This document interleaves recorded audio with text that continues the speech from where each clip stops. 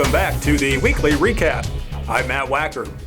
Governor Jay Nixon visited West Plains recently to announce $300,000 in state funding for the new Greater Ozarks Center for Advanced Technology, where students can take advanced manufacturing and technology courses through a partnership with Missouri State University. I want to thank the Medical Center, West Plains Schools, Landmark Bank, Missouri State University, West Plains, all of those. Out of that effort, I'm convinced that effort to put people together came a shared vision to establish the Missouri State University West Plains new Greater Ozarks Center for Advanced Technology, the coolly named GOCAT. And that's what brings us here today. Let me take just a minute. I'm very pleased to announce the state of Missouri is providing $300,000 towards the GOCAT facility. This new state-of-the-art specialized training center will provide advanced, hands-on manufacturing training for area workers. You all know this is a collaborative effort between Missouri State University West Plains, South Central Career Center, and the city of West Plains, working together towards the common goal of making sure workers in this community and surrounding communities have the skills they need to compete and win in what is clearly a global economy. West Plains, the people here work together and they also compete. When you lost the jobs, when you lost the factory here, people here didn't skulk away. They said, what can we do to continue to differentiate our excellence for advanced manufacturing in this region? And GOCAT today is a good example of that. Wouldn't be here today if it wasn't a certified work-ready community. Wouldn't be here today if your state representative hadn't pushed it. Wouldn't be here today if it wasn't a key focus for us in the advanced manufacturing sector. So this community is extremely competitive and unified when it comes to economic development, and that's how you make a difference in the long run. Coupled with it's tied directly to education. Once again, it's the best economic development tool you have is education and training. This training facility will make a real and lasting difference. Beginning August 1st, Missouri S&T will join over 1,000 other schools by instituting a campus-wide no smoking policy. According to the 2015 Missouri College Health Behavior Survey, only 15% of Missouri S&T students smoke, and of those, 88% would like to quit.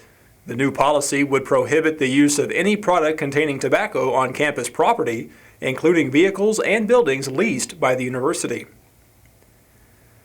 Crowds gathered in St. James on the weekend of July 22nd to mark the one-year anniversary of Just to Taste Wine Bar and Restaurant.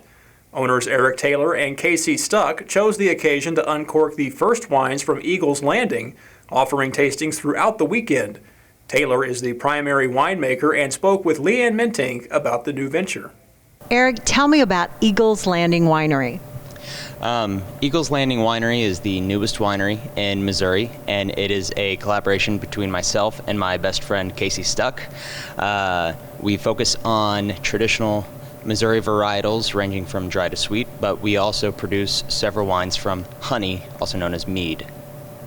Okay, so I know that you just had your one-year anniversary. You corked some of your new wines. Can you tell me a little bit about these? Sure. So this wine right here called Pinot's Blend is actually named after my grandfather, and it's one of the reasons that we decided to start this venture. Pino Cardetti was the son of an Italian immigrant, Riccardo Mario Cardetti, who came here in 1907, and they were some of the first immigrants in this area to start growing grapes. And Pinot's Blend is actually named after a vineyard that Pino, my grandfather, planted, so it has a little bit of family history tied to it. That's amazing. So tell me what's next for Just to Taste. Just to Taste is our wine bar here in downtown St. James, and we're still in the process of growing. We're actually expanding our upstairs event space, hoping to have that ready by summer of 2017. But we're going to continue our mission of engaging with our customers, talking about the wines, not just Eagles Landing wines, but wines from around the world, along with craft beer, cocktails, the history of different spirits, and in doing so, kind of cultivate their palate and just educate them on the differences of styles and help them find new beverages that they'll love. Thank you so much. Stuck is a prize-winning mead brewer and plans to add his own creations to the menu this fall. 15 instructors at the Fort Leonard Wood Maneuver Support Center of Excellence were honored at an award ceremony on July 7th. Awards were given to teachers from the Engineer, Military Police, and U.S. Army Chemical, Biological, and Nuclear School. The schools at the fort train almost 80,000 personnel every year in numerous disciplines related to military service. Soldiers honored at the ceremony received Army Commendation Medals, while civilian instructors were awarded Commander's Awards for civilian service. The cost of back-to-school necessities can be prohibitive for lower-income students, putting them at risk for poor grades and high dropout rates. The 2016 Back-to-School Fair was held July 27th in Rolla. The event helps at-risk students obtain supplies and medical care for the upcoming school year. Leanne Minting spoke with Mercy Clinic Practice Manager Tricia Knapp. So Tricia, tell me about this year's event. Well, the Back to School Fair has been going on for a number of years here in Rolla. Mercy's been doing it for, I think, 6 years. It's just a great event. Okay, and I've also got Christina Lewis here with me. What is the significance of this kind of event for Phelps County?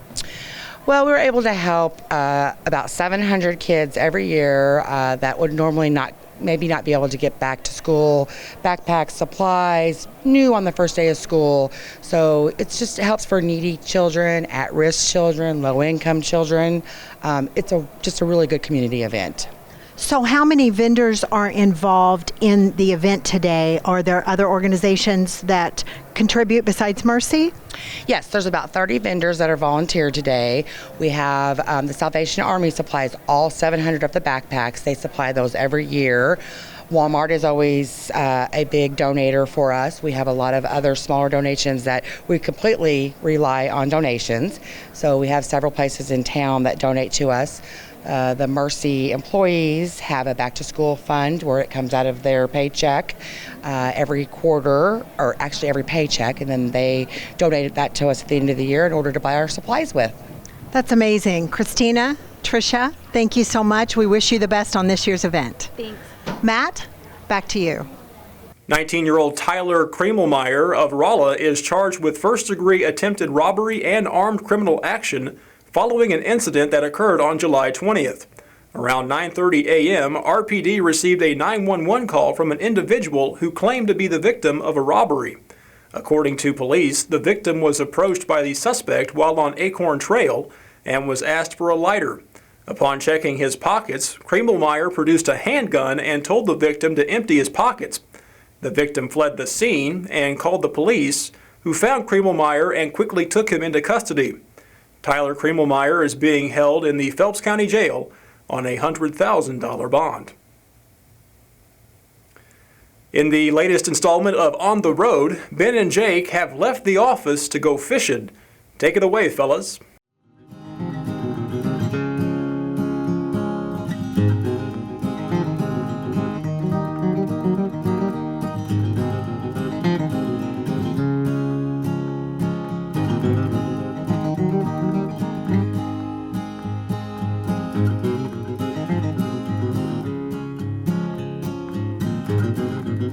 Today we're visiting Easy Catch Catfish in West Plains, Missouri. Ever want to introduce someone to fishing for the first time, but maybe you were worried that fish just wouldn't be biting that day?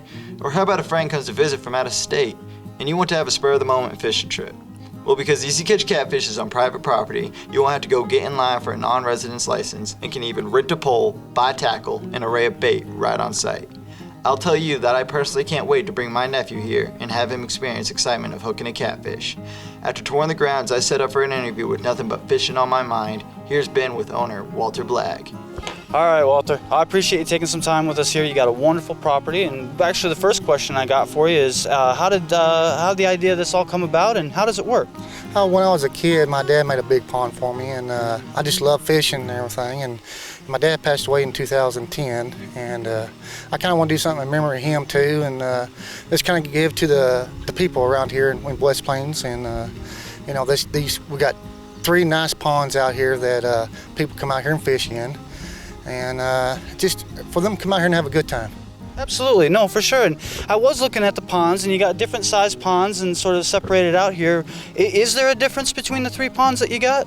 Yeah, the first pond is more shallow and everything. It's basically more easier to catch your catfish and stuff like that, because we get a lot of people wanting to come out here and just fish, for just a little bit and get their fish and get out of here.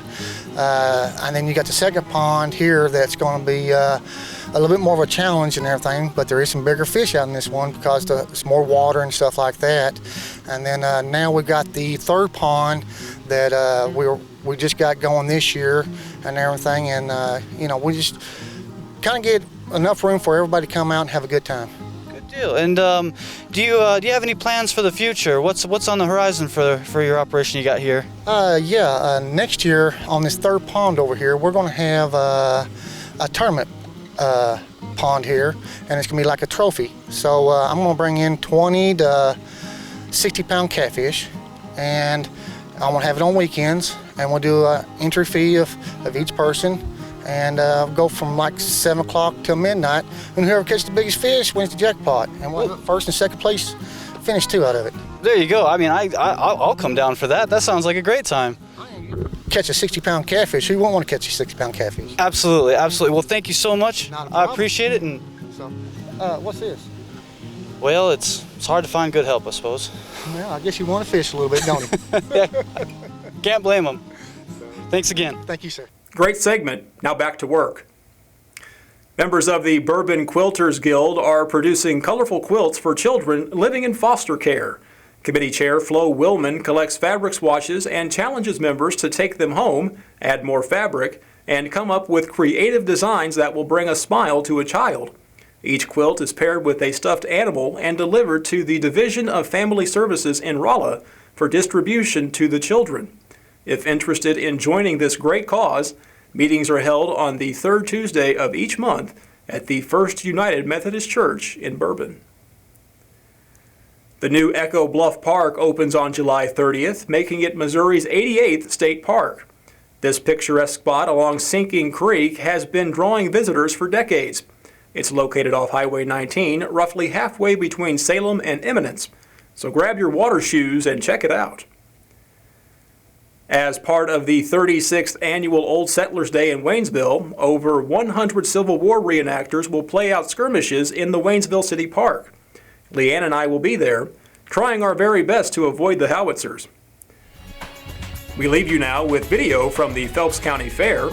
Be looking for interviews with some of the livestock exhibitors on our Facebook page. I'm Matt Wacker. Thanks for watching.